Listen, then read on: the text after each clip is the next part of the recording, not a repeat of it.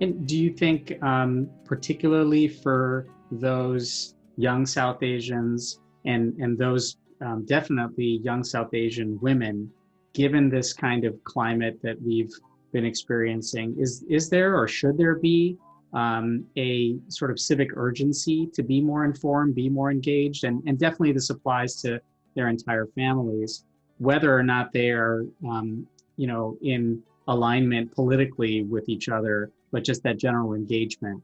What do you feel about that? Absolutely. I think it is important for Indian women to certainly be involved precisely in the ways that I think Kamala Harris's mother was.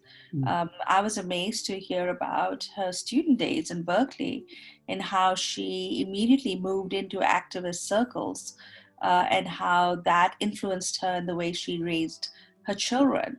I think it's so important for young women today when we have people who would like to roll back and push back on not just Black rights and rights of immigrants, but on women's rights to be involved. And there are a lot of them. I think there's so many figures that I see, people like Vanita Gupta and others who are involved in, there are others involved in the, environmental movement. There are people involved in politics.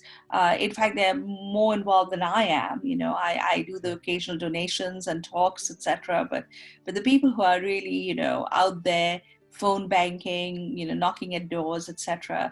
There are a lot of young Indian American men and women doing that. But I think it's especially important for Indian American women at a time when our rights might very well be under assault in this country. Most Indian Americans know the story, the tragic story of that young Indian doctor in Ireland who died rather than be given a life-saving abortion.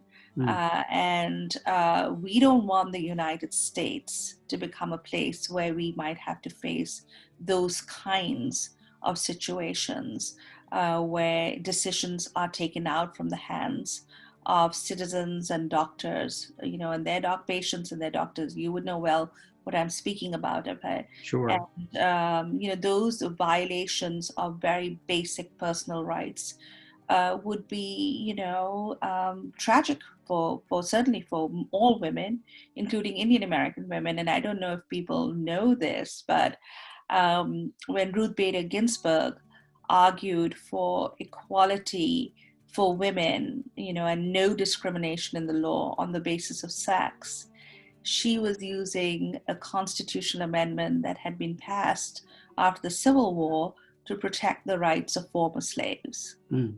So Yes. again, shows how interconnected we all are and how battles that have been won and fought a long time ago can have a repercussion. I say that as a historian, of course, to our times, and that it is important for us to continue fighting for those ideals and rights.